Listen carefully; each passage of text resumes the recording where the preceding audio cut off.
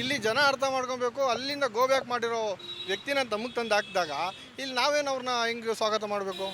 ಅಲ್ಲಿ ಜಾತಿ ಭೇದ ತರ್ತಾ ಇದ್ದಾರೆ. ಈಗ ರಾಹುಲ್ ಗಾಂಧಿ ಬಂದಮೇಲೆ ನಮಗೆ ಅಭಿವೃದ್ಧಿ ಆಗ್ಬೋದು. ದೇವಸ್ಥಾನ ಹೋಗೇನು, ನಾವು ಕುಕ್ಕೆ ಸುಬ್ರಹ್ಮಣ್ಯಕ್ಕೆ ಹೋಗಿದ್ದೀವಿ, ಧರ್ಮಸ್ಥಳ ಹೋಗಿದ್ದೀನಿ. ಯಶವಂತಪುರದಲ್ಲಿ ಈಗ ಯಾರು ಗೆಲ್ಲಬೇಕು? ಈ ಶೋಭಾ ಕರಂದ್ಲಾಜೆ ಬಿಜೆಪಿಯಿಂದ ನಿಂತಿದ್ದಾರೆ, ಆಮೇಲೆ ಕಾಂಗ್ರೆಸ್ನಿಂದ ರಾಜೀವ್ ಗೌಡ ಅವರು. ಯಾರು ಗೆದ್ರೆ ಒಳ್ಳೇದು ಅನ್ಸುತ್ತೆ? ನಮಗೆ ವಿದ್ಯಾರ್ಥಿ ಇರೋ ಒಬ್ಬ ನಾಯಕರು ಸಿಕ್ಕಿದ್ದಾರೆ. ಈ ಕ್ಷೇತ್ರದಲ್ಲಿ 20 ವರ್ಷದಿಂದ BJPನೇ ಗೆಲ್ಕೊಂಡು ಬಂದಿದೆ. ಆದರೂ ಉತ್ತರ ಲೋಕಸಭಾ ಕ್ಷೇತ್ರ ಹಿಂದಿನ ಉಳಿದಿದೆ.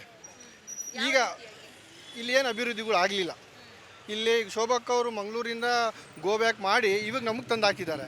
ಇಲ್ಲಿ ಜನ ಅರ್ಥ ಮಾಡ್ಕೊಬೇಕು. ಅಲ್ಲಿಂದ ಗೋ ಬ್ಯಾಕ್ ಮಾಡಿರೋ ವ್ಯಕ್ತಿನ ತಮಗೆ ತಂದು ಹಾಕಿದಾಗ ಇಲ್ಲಿ ನಾವೇನು ಅವ್ರನ್ನ ಹೆಂಗೆ ಸ್ವಾಗತ ಮಾಡಬೇಕು? ಆದ್ದರಿಂದ ನಮಗೆ ಒಬ್ಬ ಒಳ್ಳೆ ಕ್ಯಾಂಡಿಡೇಟ್ ಸಿಕ್ಕಿದ್ದಾರೆ. ವಿದ್ಯಾರ್ಥಿ, ಪ್ರೊಫೆಸರು, ಅವರು PhD ಮಾಡಿದ್ದಾರೆ, ಅಮೆರಿಕದಲ್ಲಿ ಓದಿದ್ದಾರೆ. ಅಂಥ ವ್ಯಕ್ತಿ ನಮಗೆ ಸಿಕ್ತಿರೋದ್ರಿಂದ ಅವ್ರು ನಮಗೆ ನಾವು ಗೆಲ್ಸಿದ್ರೆ ನಮಗೆ ಒಳ್ಳೆಯದಾಗುತ್ತೆ. ರಾಹುಲ್ ಗಾಂಧಿಗೆ ಸಪೋರ್ಟ್ ಮಾಡೋಂಗಾಗುತ್ತೆ. ಆದ್ದರಿಂದ ನಮಗೆ ಕಾಂಗ್ರೆಸ್ನ ಗೆಲ್ಸಿದ್ರೆ ಒಳ್ಳೆಯದು ಅನಿಸುತ್ತೆ.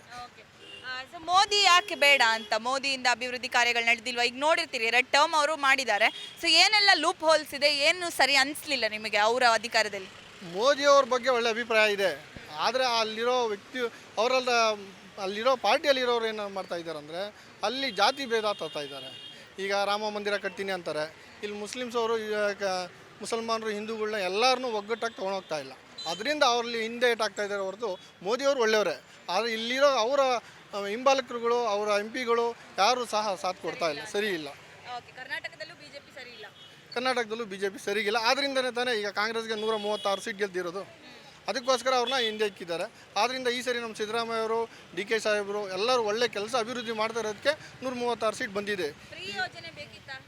100% ಬೇಕಿತ್ತು ಮೇಡಮ್. ಇವಾಗ ಯಾರಿಗೆ ಕಷ್ಟ ಇದೆ, ಯಾವ ಕೊಡ್ತಾ ಇರೋದು ಯಾರಿಗೆ? BPL ಕಾರ್ಡ್ ಇರೋರು ಕೊಡ್ತಾ ಇದ್ದಾರೆ. ಹೌದಾ? ಈಗ BPL ಕಾರ್ಡ್ ಇರೋರೇ ತೊಗೊತಾ ಇರೋದು 2000 ರೂಪಾಯಿ ಫ್ರೀ ಬಸ್. ಮಹಿಳೆಯವರಿಗೆ ಕೊಡಲೇಬೇಕಲ್ಲ. ಜೆಂಟ್ಸಿಗೆ ಕೊಟ್ಟರೆ ತಪ್ಪು ಅನ್ಬೋದು. ಮಹಿಳೆಯವರು ಅವ್ರ ಕಾಸು ಇರಲ್ಲ, ಒಂದು 10 ನಿಮಿಷ ಎಲ್ಲರೂ ಹೋಗ್ಬೇಕು, ಅವ್ರ ಹತ್ರ ಕಾಸು ಇರಲ್ಲ, ಒಂದು 10 ರೂಪಾಯಿ ಉಳಿತದೆ ಅಂದ್ರೆ ಒಳ್ಳೇದಲ್ವಾ? ಮೋದಿ ಒಳ್ಳೆಯವರೇ. ಮೋದಿ ಪಾರ್ಟಿ ಇದ್ರಲ್ಲ, ಅವ್ರು ಹಿಂಬಾಲಿದ್ರು. ನೆಕ್ಸ್ಟ್ ಪ್ರಧಾನಿ ಯಾರಾಗಬೇಕು ನಿಮಗೆ ಹಾಗಿದ್ರೆ? ಈ ಸರಿ ಯೂತ್ನ ಕೊಟ್ಟರೆ ರಾಹುಲ್ ಗಾಂಧಿ ಆದರೆ ಒಳ್ಳೆಯದು. ಏನಕಂದರೆ 10 ವರ್ಷ ಅವರು ಆಡಳಿತ ಮಾಡಿದ್ದಾರೆ. ಆಡಳಿತ ಮಾಡಿ ಈಗ ಅವ್ರಿಗೂ ಏನು ಸಾಧನೆ ಮಾಡಿದ್ದಾರೆ? ಇದ್ದಿದ್ದು 69 ಲಕ್ಷ ಸಾಲನ ಈಗ 136 ಲಕ್ಷ ಕೋಟಿಗೆ ತಂದಿಕ್ಕಿದ್ದಾರೆ. ಈಗ ರಾಹುಲ್ ಗಾಂಧಿ ಬಂದಮೇಲೆ ನಮಗೆ ಅಭಿವೃದ್ಧಿ ಆಗ್ಬೋದು. ಅವರಿಂದ ಒಂದು ನಾವು ನೋಡ್ತಾ ಇದ್ದೀವಿ ಏನಾಗ್ಬೋದು ರಾಹುಲ್ ಗಾಂಧಿ ಬಂದರೆ. ಇನ್ನೊಂದು ಪ್ರಮುಖವಾಗಿ ಈಗ ಮುಸ್ಲಿಮ್ಸ್ ಅಥವಾ ಹಿಂದೂಸ್ ಆ ಹೆಸರು 2 ಹೆಸರು ಬಂತು ಅಂದ ತಕ್ಷಣ, ಈಗ ಜಾತಿ ವಿಷಯ ಬಂತು ಅಂದ ತಕ್ಷಣ ಕೋಮುಗಲಭೆನೇ ಸೃಷ್ಟಿಯಾಗೋದು ಜಾಸ್ತಿ. ಸೊ ಅದು ಯಾರಿಂದ ಆಗುತ್ತೆ? ನಿಮ್ಗೆ ಏನು ಮೇಯ್ನ್, ಈಗ ನೀವು ಮೇಯ್ನಾಗಿ ಈಗ ಜನರಲ್ ಆಗಿ ನೋಡೋದಾದರೆ ಈ ಕೋಮುಗಲಭೆಗೆ ಕಾರಣ ಏನು ಅಂತ ಅನಿಸುತ್ತೆ ಸರ್? ಕೋಮುಗಲಭೆಗೆ ಕಾರಣ ಏನು ಅಂದರೆ ಇವರು ಮುಸ್ಲಿಮ್ಸ್ ಓಟ್ ಬೇಡ ಅಂತಿದ್ದಾರೆ. ಫಸ್ಟ್ ಪಾಯಿಂಟ್, ಮುಸಲ್ಮಾನರೇ ನಮಗೆ ಬೇಡ ಅಂತಿದ್ದಾರೆ, ಮುಸ್ಲಿಮ್ಸ್ ಓಟ್ ನಮಗೆ ಬೇಡ ಅಂತಿದ್ದಾರೆ. ಆದ್ದರಿಂದ ಇವಾಗ ಅವ್ರು ಏನು ಹೇಳ್ತಾ ಇರೋದು, ಇದರಿಂದನೇ ಎಲ್ಲೇನಾಗುತ್ತೆ, ಗಲಾಟೆಗಳಾಗುತ್ತೆ. ಈಗ ಮುಂಚೆ ಎಲ್ಲ ಎಲ್ಲಿ ಬೇಕಾದ್ರೂ ಯಾರು ವ್ಯಾಪಾರ ಮಾಡ್ಬೋದಿತ್ತು. ದೇವಸ್ಥಾನದಲ್ಲಿರ್ಬೋದು, ಎಲ್ಲೇ ಹೋದರೂ ಮುಸಲ್ಮಾನರಿಗೆ ಜಾಗ ಇತ್ತು. ಈಗ ಮುಸ್ಲಿಮ್ಸ್ ಅವ್ರನ್ನ ಅಲ್ಲಿ ಬೇಡ ತೆಗೀರಿ, ಇಲ್ಲಿ ಬರಬಾರ್ದು ಮುಸಲ್ಮಾನರು, ಅಲ್ಲಿ ಬರಬಾರ್ದು ಅಂದಾಗ ಅವರೇ ಸೃಷ್ಟಿ ಮಾಡೋದು. ಇವಾಗ ಅವ್ರಿಂದ ಸೃಷ್ಟಿಯಾದಾಗ ಗಲಾಟೆ ಆಗುತ್ತೆ. ಇವಾಗ ನಮ್ಮ ದೇವಸ್ಥಾನಗಳಲ್ಲಿ ಯಾರು ಬರ್ತಾರೆ, ಎಲ್ಲರಿಗೂ ಅವಕಾಶ ಇದೆ.